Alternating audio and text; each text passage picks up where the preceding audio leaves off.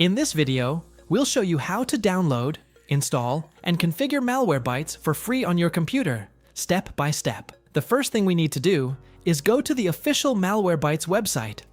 I'll leave the direct link in the video description so you can access it easily and avoid unofficial download websites.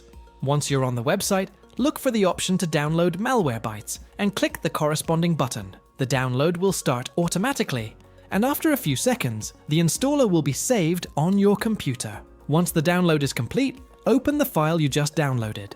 If Windows asks for permission to make changes to your device, click Yes to continue. Once the installation is complete, open Malwarebytes for the first time.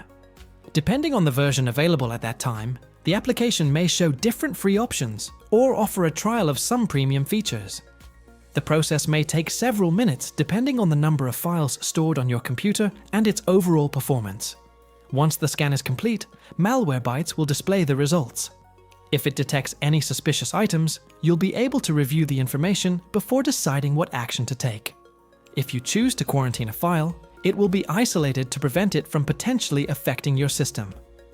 And that's it. As you can see, downloading, installing, and configuring Malwarebytes is a simple process when you use the official website and follow the steps correctly.